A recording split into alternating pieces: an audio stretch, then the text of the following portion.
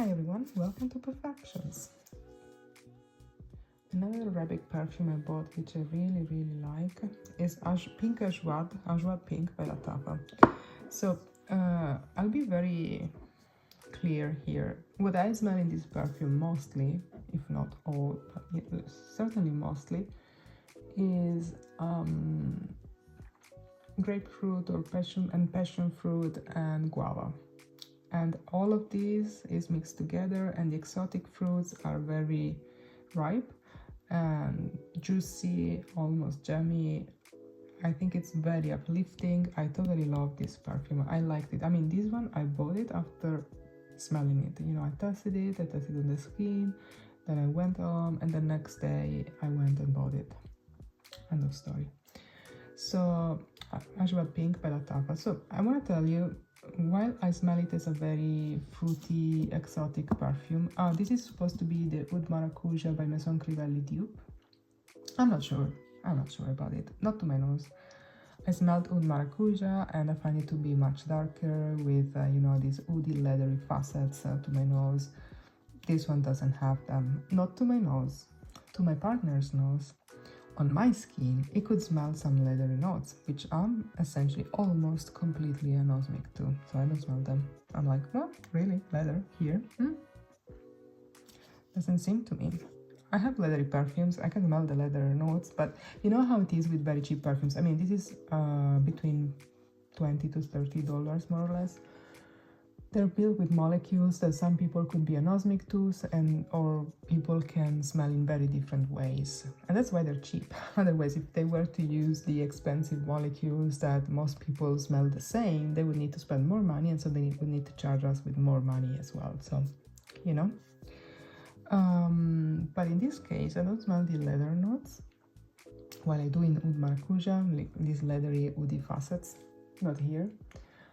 But you know, I smell something a bit dark in the base, but slightly so. Mostly it's a super bright, uplifting, fresh perfume for me.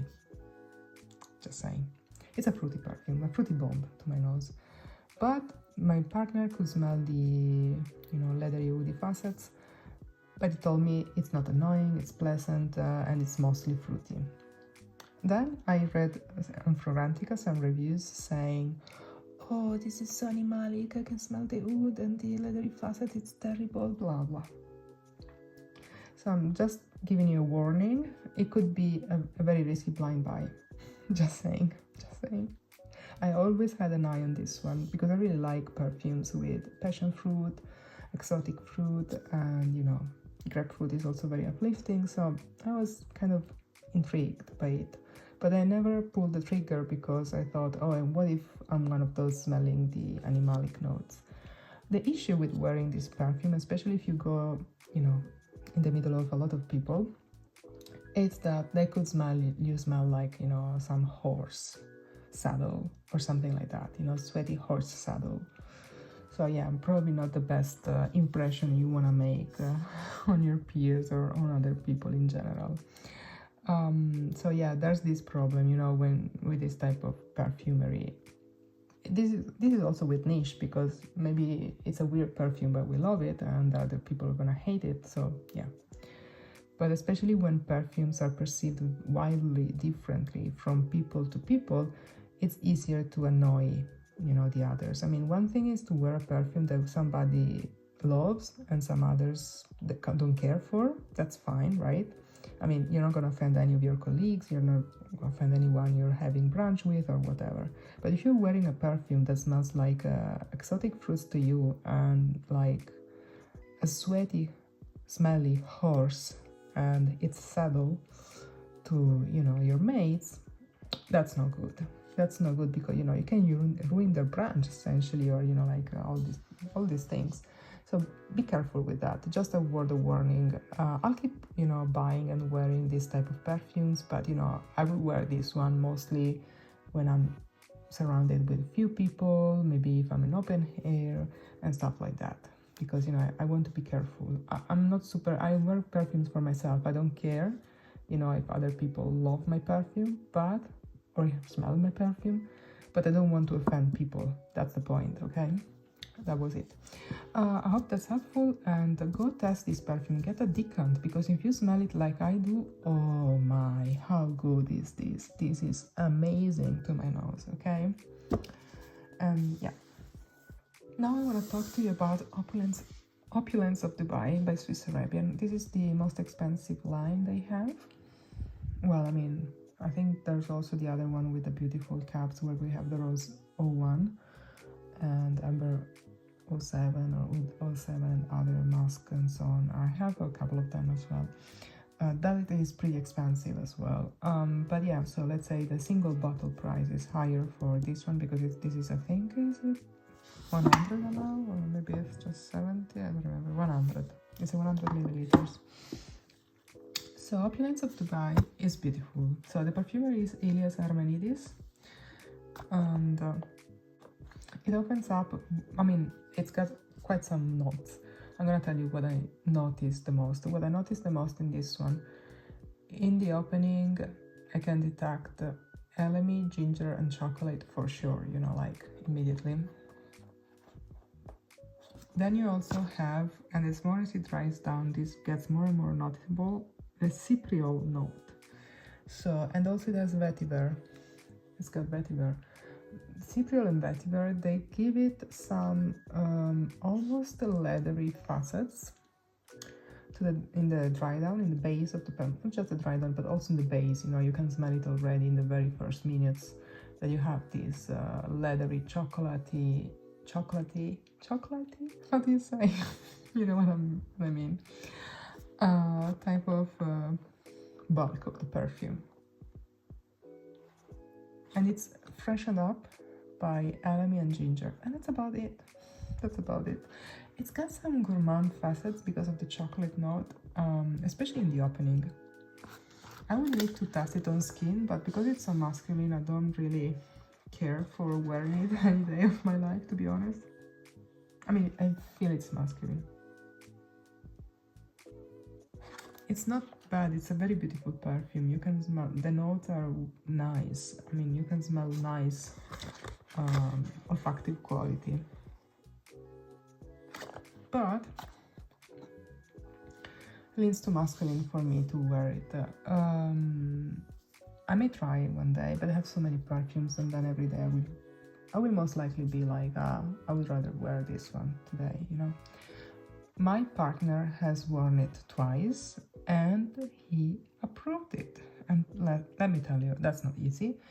He is an amouage lover. He's like, it's hard for him to like a perfume which is not an amouage. So I think that gives you the idea. I think he likes elemi.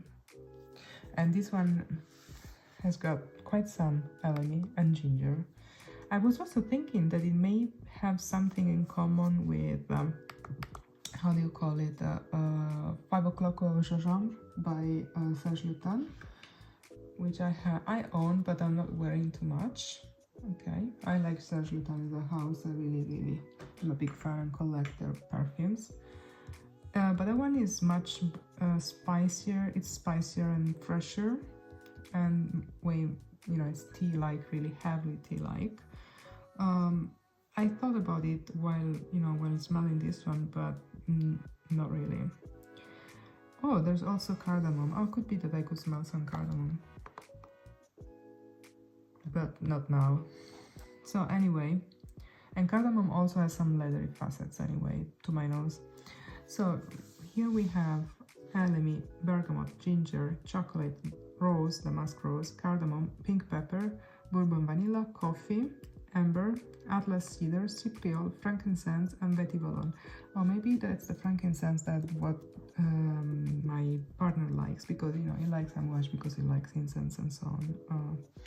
That's my theory. Oh, it's beautiful. I think the base is mostly leathery chocolatey coffee, so kind of woody, leathery, incensey type of base with some very slight smoky facets. And you know, and with this brightness of alamy and ginger that is cutting through everything. And also I guess the cardamom, I would need to wear it, you know, to be able to say exactly about that. But I wanted to let you know about this perfume because I think the quality of this line from by Swiss Arabian is pretty high. I must tell you that the scent profiles, I find them to be mostly masculine leaning. I talked about all of them, therefore I own all of them. I found them for a very good price, so you know, if you wait, I mean, they're mostly expensive, so this is about $100 for 100 milliliters, but if you're very patient, it happens maybe once or twice a year. They go down to 35 something for very few days, and then they go up again, so you can be lucky and find them, like I did. I think Essence of Casablanca, despite not being as gourmand or as feminine as the original one, I think it's very nice, and it's easier to wear for ladies who, you know, have a more feminine leaning type of taste. The others, I think they're more masculine leaning, to be completely honest with you. I'm talking about them in some other videos, but they're overall unisex, you know, anybody can wear them, but I'm just telling you they lean a bit more masculine in my opinion. And that's all. I hope that was helpful. If you liked it, big thumbs up to the video, subscribe to the channel if you're interested in content about perfumes, and see you in the next one. Bye!